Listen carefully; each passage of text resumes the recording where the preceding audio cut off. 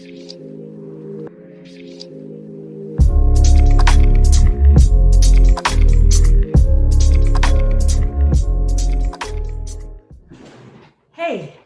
welcome to Creative Vitality Jam Sessions. Here we have intimate conversations with extraordinary dance and theater artists about reimagining creativity and supporting and building community. We are currently walking the walk in solidarity for equality, justice, and respect. And we must continue in action. Black Lives Matter. I'm Helen Pickett, and today's guest is Chyrstyn Fentroy, soloist of the Boston Ballet. Chyrstyn and I have worked together 3 times. First, a duet in 2015 for Dance Theater of Harlem, and that, hey, Chyrstyn, I will forever do that. You cannot imagine how much I'm dyslexic and I look at the spelling of your name and it messes me up every time. I can't believe it. That's okay. My love, how are you and welcome? I'm well. Thank you so much for having me. It's so lovely to see you. How are you? I'm good, other than flushing red at right off the bat of saying your name another way. But I am actually quite good, and I'm really enjoying these conversations. It's also a way I get to see people, through this isolation. Twice a week, I get to see my friends and colleagues. So thank you for asking. It's also been really fun to kind of see the other people you've had conversations with as people that I've encountered in my life. Yeah, like last week. Exactly. Yeah. So I was in the middle of saying that we've made a duet together in Dance Theater of Harlem, or we worked together on a duet, When Love. And we also worked together recently in Boston Ballet on 2 works that unfortunately did not have their premieres in March, and we know why, but I think they will at some point. So I'll be back with you working in the studio, hopefully sooner than later. Yes. Where are you in the world? Currently, I'm just outside of Boston. I didn't really have anywhere to travel to kind of quarantine myself, so I've been home in Boston. Great. And I think you recently had an operation, right, during this time? Yeah, I did. Kind of the silver lining of not being in the studio a little bit. Yeah, I was suffering from an issue with my FHL, and it's kind of something that I've had for the last year or so, and I finally had the time to kind of get that operated on, and I was on the first list of the people that were able to get back into the hospital. So I'm on the mend, I'm walking, I'm doing very well. I'm really excited to get back into the studio. I can imagine. Well, injuries can be a place of reimagining, right? Absolutely. Yeah, I found that when I was struggling with the pain that I was dealing with, I had to rethink everything that I was doing. I had to put a little bit of extra thought into how I was going to approach my days so that I wasn't starting my day in a negative place of pain. And I think that kind of allowed me to find a new way of loving how I move and finding a new way to move. Yes. Yeah, I found that also with my injuries. And I also, you just spoke to it, but I found I got smarter as a dancer. I learned how to funnel my intention in a different way. And exactly. that always brought a lot of joy, because I also felt strangely, more in control, but the spontaneity could come more because I was filled with a different kind of intention. I knew I had to take care of this place of injury for the rest of my career in a way. But it didn't stop me. It gave me more freedom. Exactly. Very well said. So I have to ask right at the beginning, because I was really excited to hear this when we spoke earlier. You have had your first publication, right? In Point Magazine. Yes, I did. Congratulations. Can you speak more to that? Thank you. Yeah, absolutely. Kind of in light of everything that's been happening in the world, the current events and the people speaking out against the murder of George Floyd and all of the community of color kind of coming together, I started to channel my voice through my social media and reach out to the people that see me that way and hear me that way, and to kind of offer my experiences and opinions. And because of that, Point Magazine reached out to me and asked me if I would speak on that further on their platform. And so I of course agreed. This is the first time I've ever written something completely on my own, and have it not be like in an interview format. So that was really exciting and also really scary. But I was excited to kind of sculpt my experience, or an experience that I've had, to offer some perspective to younger dancers, and to offer them the opinion of a person of color, how they can communicate, how they can ask their friends if they're okay, and what they can do to help. That's very important. And I read the article. It was eloquent. You're a good writer, so I hope you continue that. Thank you. If you want to, I hope you continue writing in some fashion. I think it's something I would continue with, but yeah, it's gratifying. I agree. So can you tell the creative vitality community more about yourself? Certainly. I was born in California. Biracial. So my mom is Caucasian, my dad's African American. They are both dancers. My dad was a commercial dancer. My mom was a classical ballet dancer. So I kind of grew up in the dance world. I spent most of my life in California living with my mom before moving to New York to study full-time at Zachery Ballet School, where I was for 2 years before auditioning for Dance Theater of Harlem and getting in. So I joined Dance Theater of Harlem as my first professional job as a ballet dancer, and was there for 5 years. I learned a lot about who I am as a person, and I developed a lot of my artistry and my voice there. And then I decided to take the leap from Dance Theater of Harlem to Boston Ballet, where I am the first African-American woman on the roster. When I joined was up 10 years. I'm entering my 4th year now. And I'm really happy to kind of share my experiences and knowledge with the community here, and also my art. And I feel like my art's been so well received since I joined Boston Ballet. And there are multiple examples of how I feel seen since joining this company, and also since being with Dance Theater of Harlem. I've done multiple collaborations and things like that. A perfect example of that was earlier this year, I collaborated with a company called Rothy's on designing a shoe. So I've had a lot of really exciting things kind of come together since joining Boston Ballet, but that's me. Yeah, and Rothy's is a California company. It is female run, right? Mm-hmm. And it's eco-friendly, and you made a pair of shoes for them, right? Yeah, they contacted me. So they are based in the West Coast. They are starting to expand their brand into the East Coast.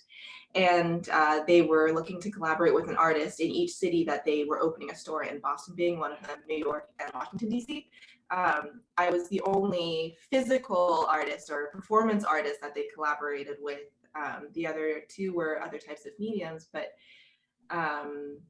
yeah, they reached out to me, and they were really interested in hearing my story, and we spent a lot of time kind of designing something based off of my experience, and something that is meaningful to me and meaningful to my community. So. Yeah, beautiful.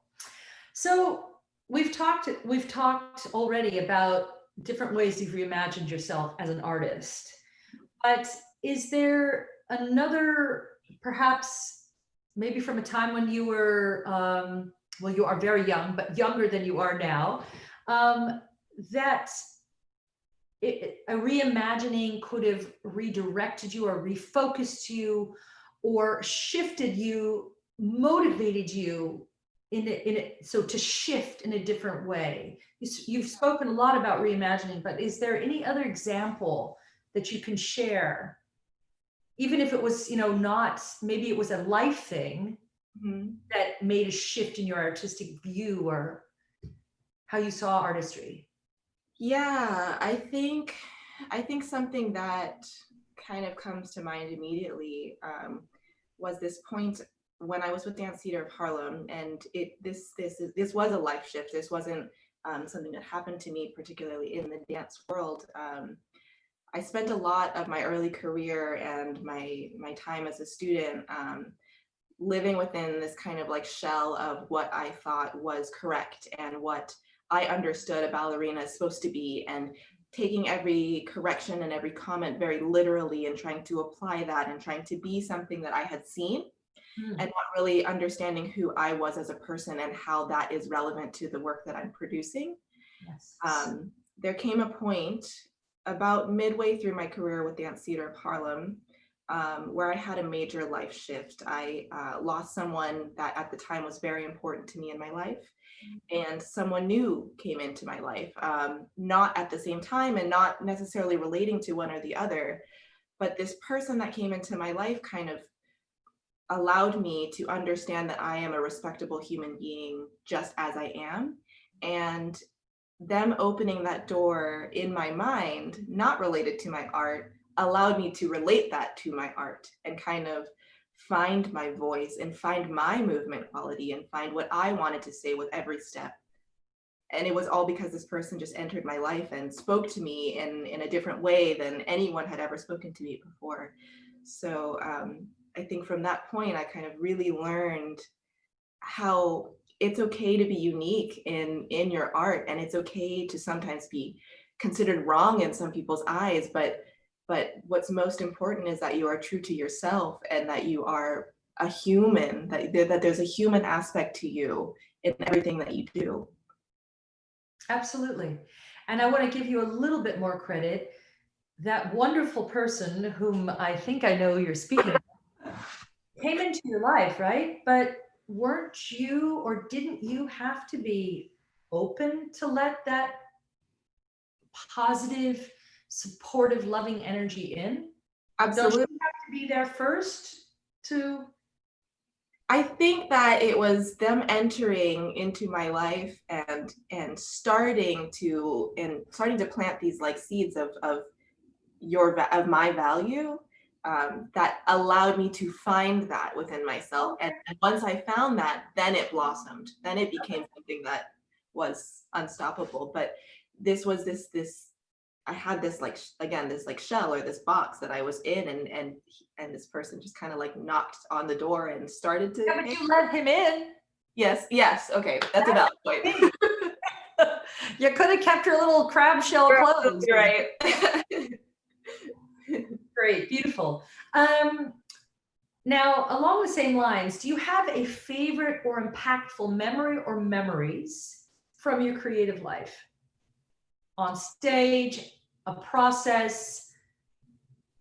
Yes, absolutely. I think that there are probably many, Yes. but something that I think will stick with me for the rest of my life will certainly be my first performance with the Boston Ballet.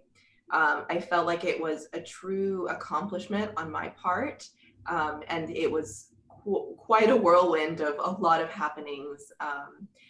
Obviously it was my first season, and it was the first run of performances of the season, and I wasn't cast in the first set of shows.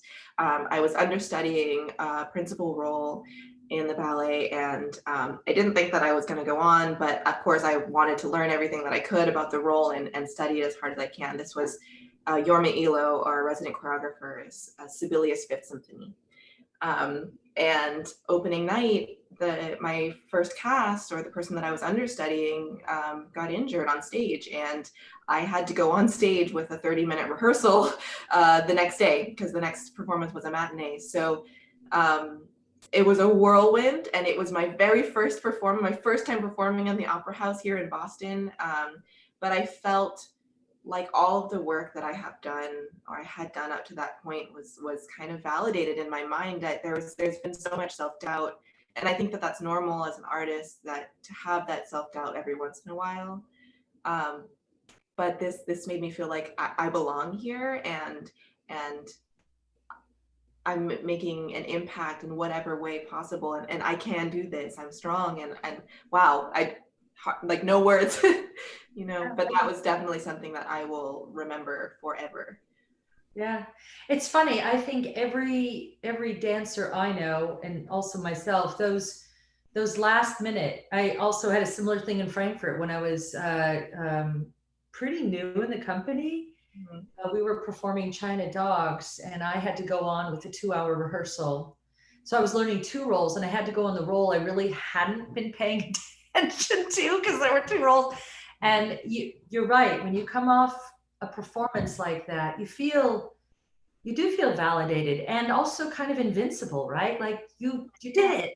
Yeah, And it is fuel for the future. definitely.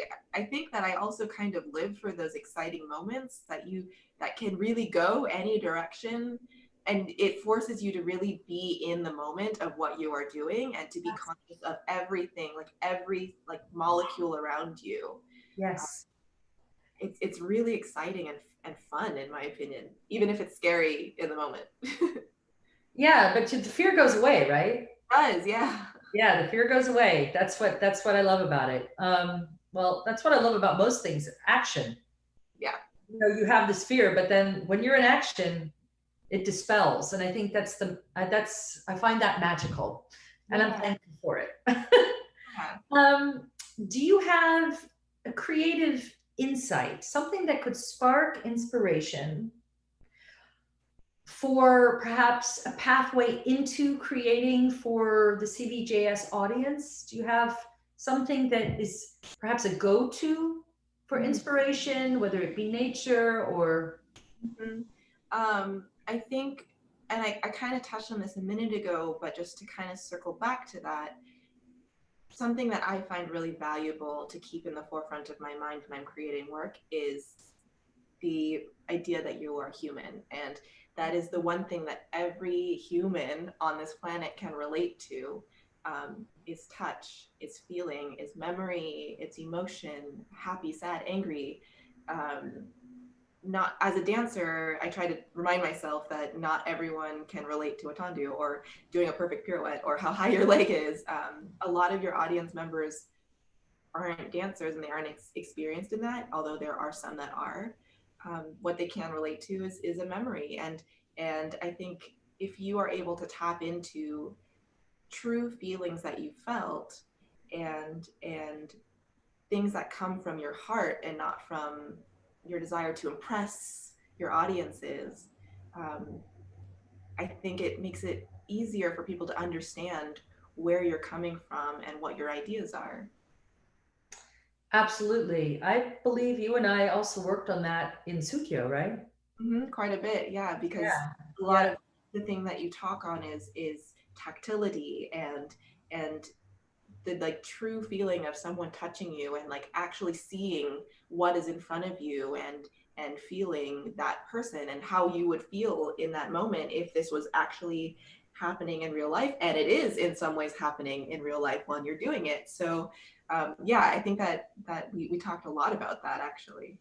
Also in When Love, if Yeah, it's a problem, you know? definitely. Yeah. So do you have, well, you probably have quite a few because you are rehabilitating at the moment, but do you have an exercise or movement tip that you could share? Ooh, yes, I am rehabbing, and a lot of my rehab movements are very small at the moment because of 3 weeks post-op. Um, but I think that, like, coming from a dancer's perspective, it's super important to remember that how important it is for you to strengthen your tool, in ways outside of just your art and the creation of your art and like the freedom of movement. So doing the homework of like doing TheraBand exercises or cross training. I recently bought an at-home bike and elliptical combination machine, so like I can build that stamina and work my legs in a way that is different than what I would normally do, and to be able to work for longer periods of time without having the breaks that dance usually allows, that like is like built into the creation of work. So while I can't necessarily, without going on for hours, name specific exercises that I would do, I think I like would like to emphasize the importance of cross training and working on these things and doing your releves at home that aren't just at the bar. Yes. Yes. Total agreement. Yes. As a part of the CVJS platform, we believe in building and supporting community. So I would like to ask you what you would like to see shift or what you think needs to be shifted in terms of building an equitable or a more equitable community. how valid is that question to everything that's happening right now? Yeah. I think it's so important for organizations to create an environment where it's not only nurturing and all encompassing and welcoming, but where people can feel comfortable speaking up and speaking their truth. I think that a lot of the arts, and especially in ballet, we're taught to kind of silence ourselves and just kind of do this and not speak up when we feel like something wrong has happened to you or that you've seen happen to someone else, and without fear of repercussion. And I think that it's really important that we create a safe environment where that fear is kind of distilled or is kind of evaporated or gotten rid of, rather. Not great English, but I think it's so important for people to feel like they can speak up, and that's where change can happen. Because once people feel comfortable saying that this isn't okay or this is okay without seeming like something else is behind their mind, that's when the change is going to happen, because that's when we can teach each other that this is wrong or this is right, or without defensiveness. Exactly. Creating more, it's creating the space to have that conversation that I don't think a lot of organizations have right now, or have pushed to make their dancers feel like they have that voice. Yes. Yeah. Chyrstyn, a beautiful interview. Thank you so much. It's a pleasure. I could talk with you. Much longer. We've had talks outside the studios, but right now, if you wouldn't mind staying with me while I just finish up the show, and then we'll say goodbye to each other. So CVJS is live twice weekly, Wednesdays at 2 and Sundays at 1 p.m. And our next guest is from Scottish Ballet, Constance Devernay. She's a principal. And once this episode is put onto the YouTube channel, you will find more information in the description box about Chyrstyn. You could go to bostonballet.org to find out that information, right, Chyrstyn? That's the website right now for you. Correct. Right, okay. And then I want to now thank Gracie Spina, the co-producer on this. Couldn't do it without her. I want to thank the beautiful and resilient dance community. I'm honored every day to be a part of you. I want to thank all you for tuning in. I want to say thank you one more time to Chyrstyn. It was a pleasure. Keep reimagining creativity. I want to say happy birthday, Mom. It's her birthday today, and I love you dearly. Talk about a strong woman. She's inspires me every day. I'll see you next time. Thank you. Goodbye. Bye.